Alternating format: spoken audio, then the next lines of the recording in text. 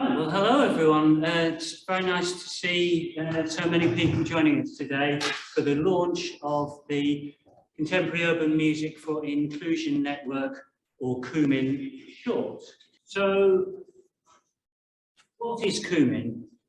It's an AHRC, that's the Arts and Humanities Research Council, funded network linked to the University of York, who we're very grateful to the Department of Music for its support of this network, and other institutions linked to us. I am the principal investigator. I'm Pete Dale. Pamela Bernard, who will be speaking in a moment from Cambridge University, is the co-investigator, but we're lucky to have a team of people, including Raphael Travis from Texas State University, Alinka Greasley from the University of Leeds, Jim Rees, who is from DJ School UK, Elliot Gann of Today's Future Sound, and Simon Lannister of Noise Solution. What is CUMiN? It's a network designed to facilitate knowledge exchange and mutual support, both among academic researchers, but also among practitioners. The practice in which we're interested is educational and social projects that feature contemporary urban music in order to promote inclusivity.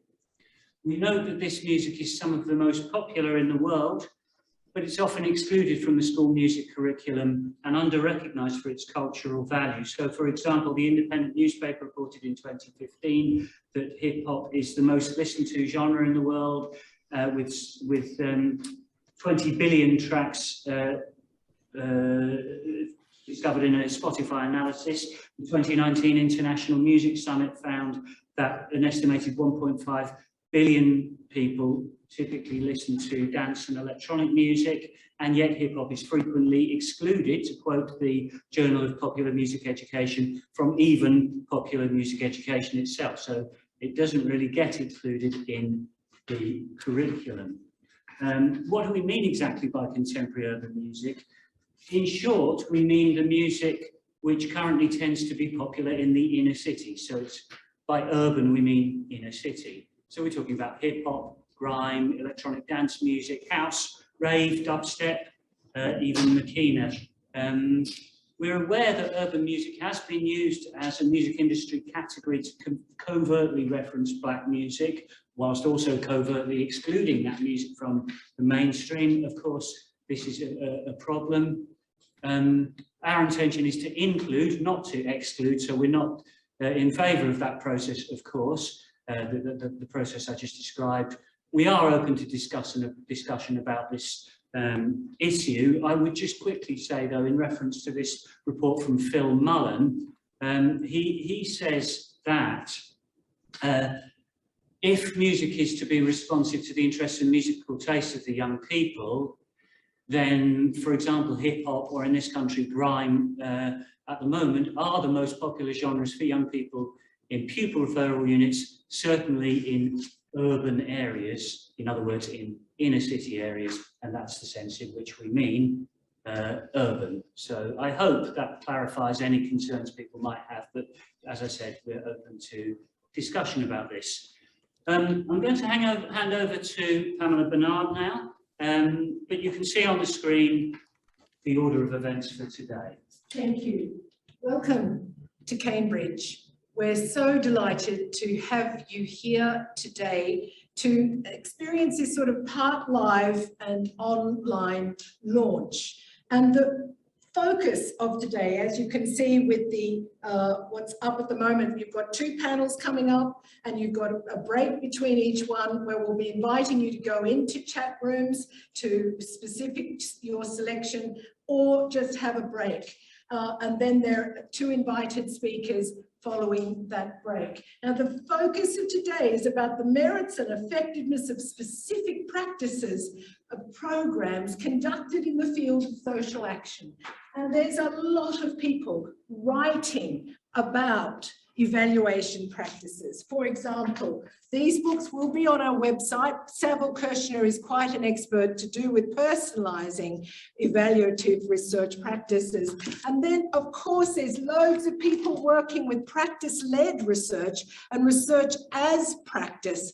And all of them are working to think differently about how to make evaluation practices and impact practices culturally responsive, illuminative of the complexities of 21st century society, and relevant and accessible. And of course, the funder is always very interested in the evaluation. So we're documenting today, and I'm going to move over to our wonderful artist over here, Beatrice, who is a visual minutes artist, Beatrice Baumgartner-Cohen, and she's a graphic recording visual minutes taker, and she will be taking minutes visually throughout these hours today and at our other workshops. So it's a sort of documentation in situ. And we're also launching this network and having a celebration. Yes, at 3 minutes to 6, we will crack the champagne open and we will have some poppers go off, probably some alarms as well. Good, and we'll play some hip hop examples. But for now, I want to invite you all to the first panel, which has been specifically put together because they are bringing researcher perspectives. And in bringing researcher perspectives to the table, each presenter speaking for 15 minutes, and at the end of 15 minutes, there won't be a summary. I won't speak. There will just be this lovely Tibetan signal that 15 minutes is up. Each of the 4 presenters will present, and then we'll take questions and get the party started, as it were, in terms of building this community and exchanging knowledge and asking this panel about what it is they're doing and how they've been doing it. They will be speaking about research. They will be speaking, from perspectives of interculturality, criminology, social impact measurement, and from the ethics of social care, which is absolutely central to all we do in our work. So I'm going to say we have 4 presenters, and it starts with Inka, and we're right on time. Inka will speak at 1:10. Elva from Ireland will speak at 1:25.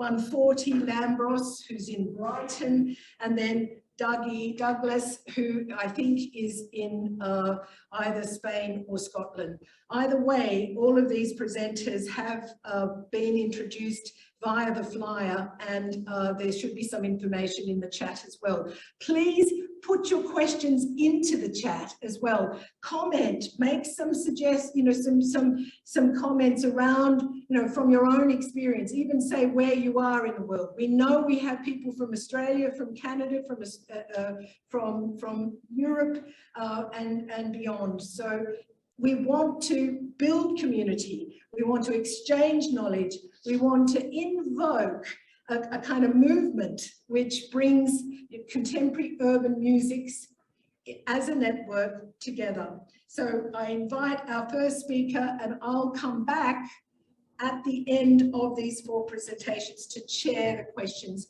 Thank you so much.